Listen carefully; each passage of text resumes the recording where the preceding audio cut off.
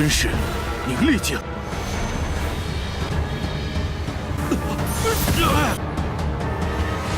谢过小兄弟仗义出手，不像。雨蝶不得放肆。 Halo guys, kembali lagi bersama Mimin from Zero. Di video kali ini Mimin bakalan kembali merekap alur cerita Donghua baru berjudul Fight for the Throne episode 1 dan 2 ya. Ya udah deh, gak usah berlama-lama, langsung saja kita ke rekap ceritanya guys.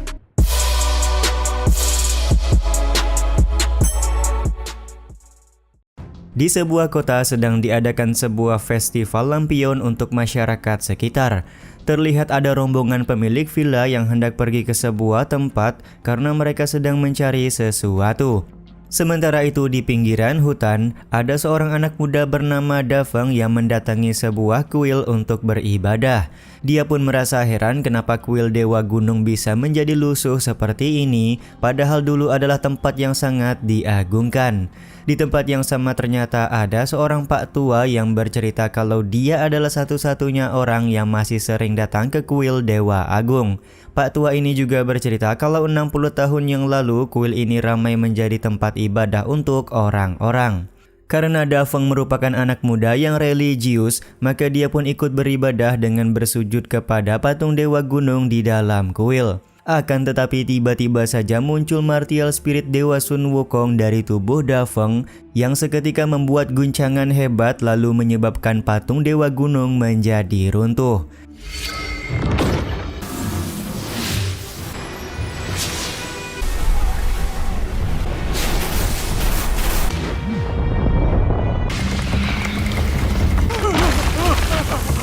Pak tua yang sedang bersama dengan Dafeng pun langsung melarikan diri ketakutan karena dia menganggap jatuhnya patung dewa merupakan tanda-tanda bencana akan terjadi. Sementara itu, Dafeng sendiri masih bingung karena dia hanya melakukan penghormatan tapi kenapa patung dewa menjadi runtuh. Di saat yang sama pria bernama Li Huahu datang ke dalam kuil untuk meminta izin kepada Dafeng agar dia dan rombongan pemilik villa boleh menginap di sekitaran kuil malam ini. Dafeng pun mengizinkan Li Huahu untuk menginap di dalam kuil karena toh mereka sama-sama kebetulan lewat di tempat ini. Ternyata Li Huahu merupakan pemimpin pasukan pengawal pemilik villa yang sedang mencari sesuatu.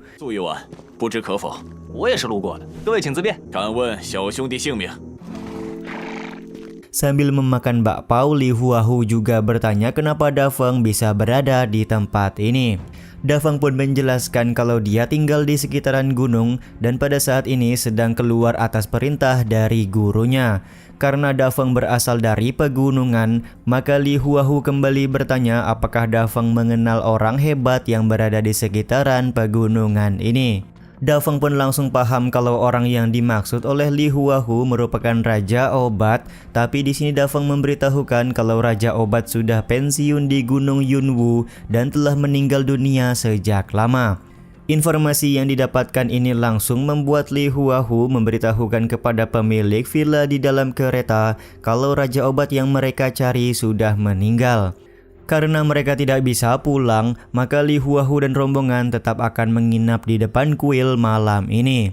Ketika mereka semua sedang beristirahat, tiba-tiba saja seorang tamu bernama Zhao Xiong datang ke lokasi.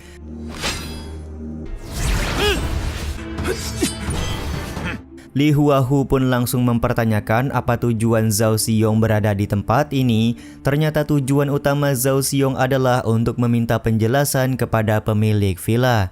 Terlihat hanya dengan satu kali tebasan pedang, Zhao Xiong berhasil mengalahkan Li Huahu dan beberapa orang anak buahnya. Dia juga meminta pemilik villa untuk keluar dari dalam kereta guna memberinya penjelasan kenapa dia diusir dari villa Huamei.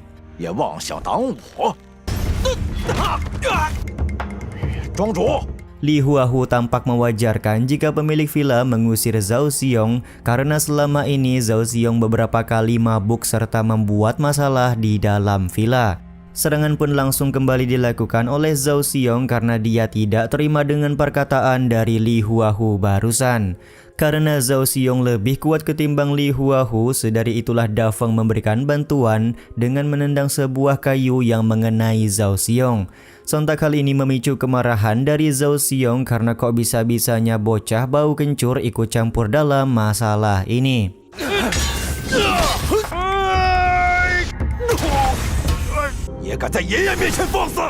Di saat yang sama, Li Huahu segera meminta Da Feng untuk pergi karena dia menganggap Zhao Xiong terlalu kuat untuk dikalahkan.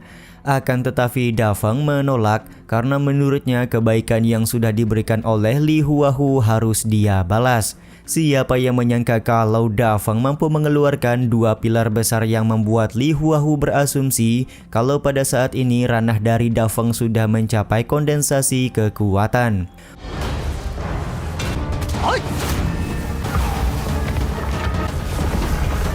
两根是凝力镜。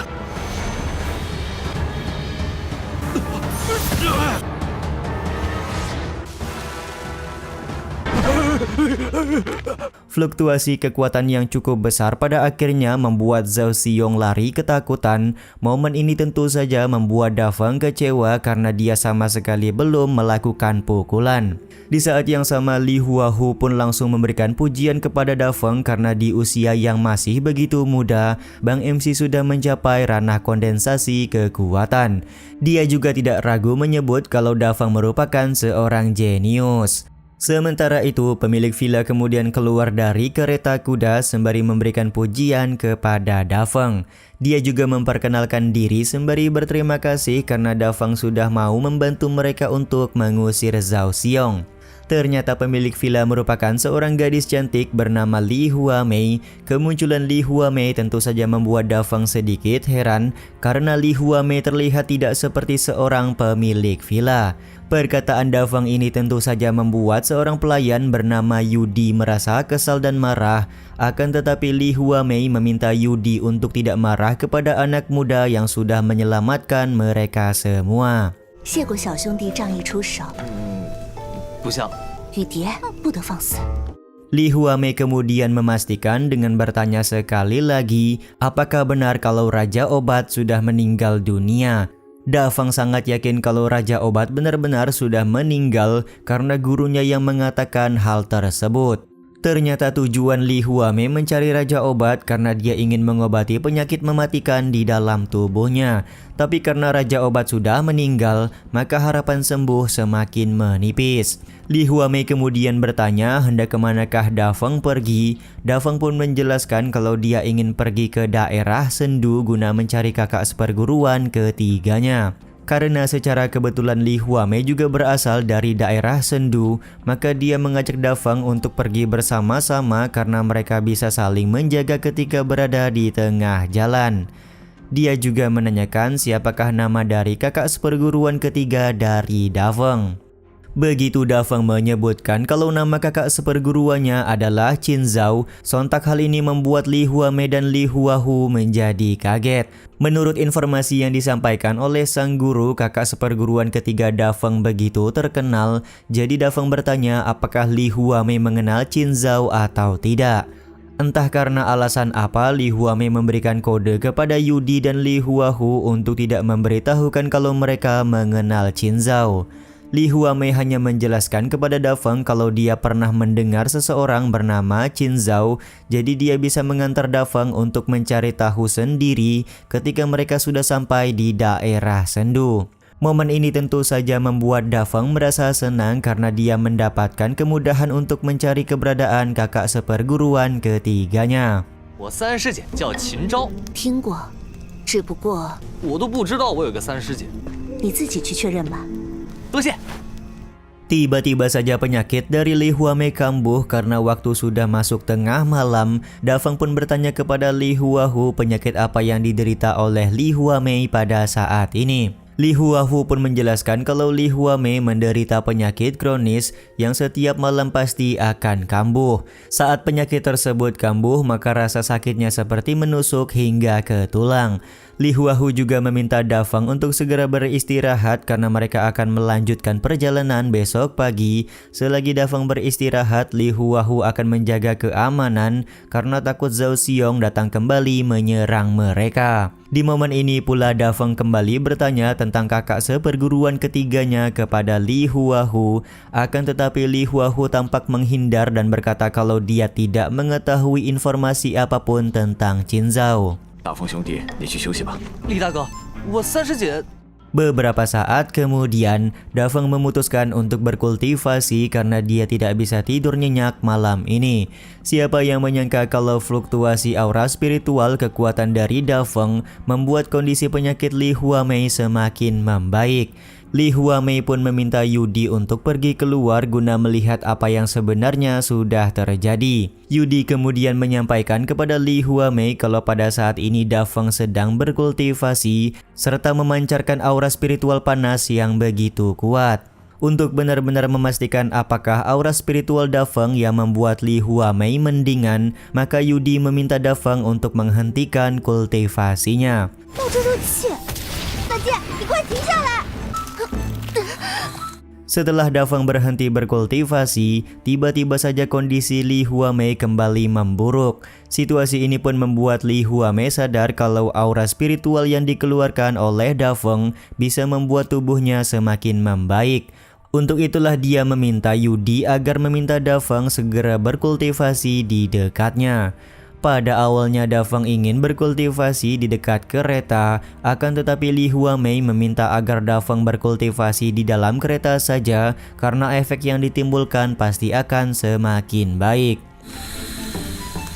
进来，更不要妄想我家小姐，请大风兄弟进来。 Meskipun Yudi sebenarnya agak keberatan, tapi karena situasi sudah mendesak, pada akhirnya Dafeng masuk ke dalam kereta guna bisa berkultivasi. Begitu masuk ke dalam kereta, Dafeng cukup kaget karena penyakit yang diderita oleh Li Huamei merupakan penyakit membeku. Dafeng pun langsung berkultivasi untuk mengeluarkan aura spiritual guna membuat kondisi Li Huamei semakin membaik.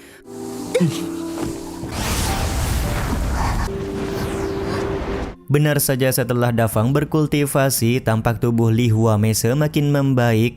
Dan kesempatan ini juga digunakan oleh Li Huamei untuk mendekat ke arah Dafeng agar tubuhnya benar-benar sehat kembali.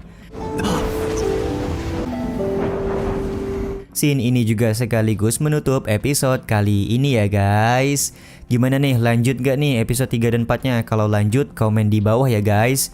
Ya udah deh, sampai di sini dulu aja video kali ini. Mohon maaf jika masih banyak kekurangan dan kesalahan dalam penyampaian kata-kata ya. Terima kasih untuk kalian yang udah pada nonton dan jangan lupa subscribe serta nyalain loncengnya ya guys. Mimin selaku penulis narasi, tukang voice over dan tukang edit video pamit undur diri. Salam hangat, see you in the next video. Bye bye guys, see you next week.